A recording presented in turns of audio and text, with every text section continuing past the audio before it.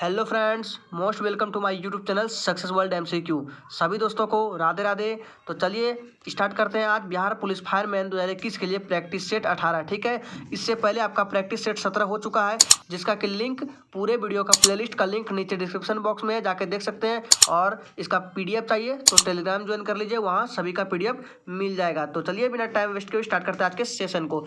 तो सबसे पहला प्रश्न आपके सामने है इस सेशन का, किस महाद्वीप को गतिशील महाद्वीप कहा जाता है? जल्दी से बताएंगे आप लोग। तो राइट आंसर आपका चल जाएगा अंटार्कटिक के साथ। किसके साथ? ऑप्शन बी के साथ करेक्ट आंसर हो जाएगा। ठीक है, अंटार्कटिक तक। और ये अंटार्कटिक जो है विश्व का 5वां सबसे बड़ा महाद्वीप है, याद रखिएगा। आगे बढ़ते हैं इसी के साथ। नेक्स्ट प्रश्न आपके सामने यूरेनियम उत्पादन में विश्व में प्रथम स्थान किसका है? जल्दी से बताएंगे आप लोग। तो याद रखिएगा, ये इंपॉर्टेंट प्रश्न है दोस्तों। तो इस प्रश्न का राइट आंसर आपको आ जाएगा कजाकिस्तान के साथ। किसके साथ जाएगा? कजाकिस्तान के साथ। नेक्स्ट प्रश्न आपके सामने है, तीसरा नंबर है, भारत के तट रेखा की लंबाई कितनी है? जल्दी से बताएंगे। ये बहुत ही इंपॉर्टेंट प्रश्न है, इससे 2-3 प्रश्न बनता है आपका। ठीक है, जल्दी से बताएंगे। तो इस प्रश्न का राइट आंसर आपका ऑप्शन सी के साथ जाएगा 6100 किलोमीटर। ठीक है, यहाँ देखिए आपका क्या पूछ रहा है, भारत के तट रेखा की लंबाई पूछ रहा है, ना कि कुल तट रेखा का। कुल तट रेखा का पूछे तो आपको टिक करना है 7510 किलोमीटर, जो कि नीचे आपको लिख दिया गया है। ठीक है, लेकिन सिर्फ तट रेखा की लंबाई पूछे तो 6100 किलोमीटर। ठीक है, और भारत में सबसे लंबी तट रेखा वाला राज्य कौन सा है? वो गुजरात है। कौन सा है? गुजरात है। इसी के साथ आगे बढ़ते हैं। आगे बढ़ने से पहले अगर आप मेरे चैनल पे जो नए हैं उनका बहुत बहुत स्वागत करते हैं, और जल्दी से आप लोग चैनल को सब्सक्राइब करके वीडियो को लाइक कर दीजिए, ताकि इसी तरह का सेशन आपको मिलता रहे। भारत की मुख्य भूमि का दक्षिणी नोक है। देखिए यहाँ पे इनसे भी आपका 2 प्रश्न बनेगा। तो भारत की मुख्य भूमि का दक्षिणी नोक क्या कौन सा हो जाएगा?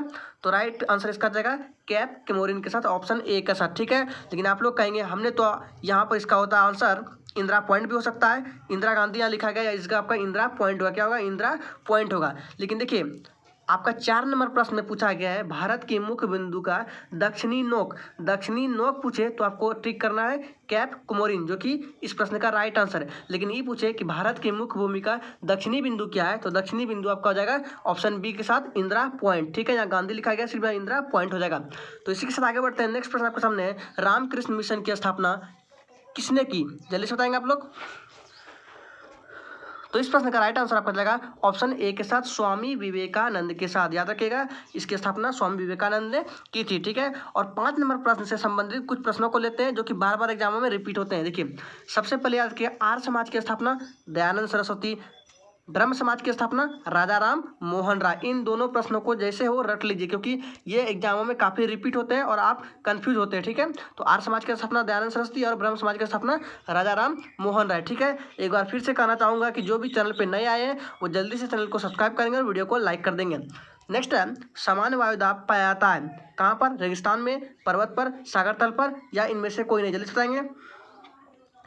तो याद रखिएगा, सामान्य वायुदाब आपका सागर तल पर पाया जाता है। आगे बढ़ते हैं। नेक्स्ट प्रश्न है, वेनेजुएला की राजधानी है कौन सा है? कहाँ है बताइए। ये 7 नंबर प्रश्न, इंपॉर्टेंट प्रश्न है, ये बार बार एग्जामों में पूछे गए हैं, पिछले एग्जामों में। जल्दी से बताएंगे। तो याद रखिएगा, वेनेजुएला की राजधानी आपका काराकास हो जाएगा। कौन सा? ऑप्शन ए के साथ करेक्ट आंसर जाएगा। ठीक है, इसी के साथ आगे बढ़ते हैं। नेक्स्ट है, मानस राष्ट्रीय उद्यान किस राज्य में है? जल्दी से बताएंगे आप लोग। और आपके सामने ऑप्शन है, 4 ऑप्शन देख लीजिए।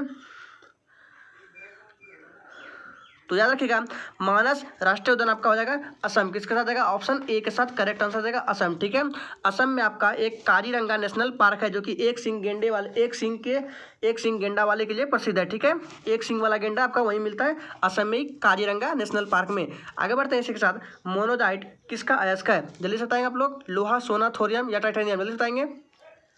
तो याद रखिएगा, मोनोजाइट आपका थोरियम का अयस्क है। किसका है? थोरियम का अयस्क है। नेक्स्ट है, चूलिया जलप्रपात किस नदी पर है? जल्दी से बताएंगे। तो चूलिया जलप्रपात आपका चंबल नदी पर है। कहाँ पर? चंबल नदी। और चंबल नदी आपका तमिलनाडु में है, याद रखेंगे। और भारत में सबसे ऊंचा जलप्रपात पूछे तो जोग जलप्रपात होता है। जोग जलप्रपात का ही दूसरा नाम आपका महात्मा गांधी जलप्रपात है। ठीक है, और ये जलप्रपात आपका शरावती नदी कर्नाटक में है। ठीक है, याद रखेंगे। नेक्स्ट है, भारत में वित्त आयोग के सदस्यों की नियुक्ति किसके द्वारा की जाती है? जल्दी से बताएंगे।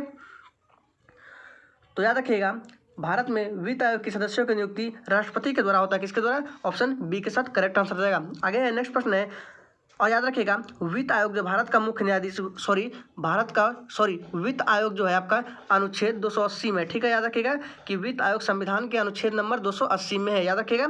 आगे है, भारत में किसके द्वारा अंग्रेजी शिक्षा लागू की गई थी? जल्दी से राइट आंसर करेंगे। तो सही जवाब है लॉर्ड विलियम बेंटिंक। कौन सा? ऑप्शन सी के साथ करेक्ट आंसर हो जाएगा। 13 नंबर प्रश्न है, भारतीय संविधान द्वारा मौलिक अधिकार दिए गए हैं, किसको दिए गए हैं, जल्दी से बताएंगे। तो राइट आंसर है समस्त देशवासियों को। किसको? समस्त देशवासियों को, करेक्ट आंसर हो जाएगा। और देखिए इससे प्रश्न कुछ रिलेटेड है। मौलिक अधिकार आपका यूएसए के संविधान से लिया गया है और पहले मौलिक अधिकार 7 था, अब कितना है, अब 6 बचा है। ठीक है, क्यों 6 बचा है?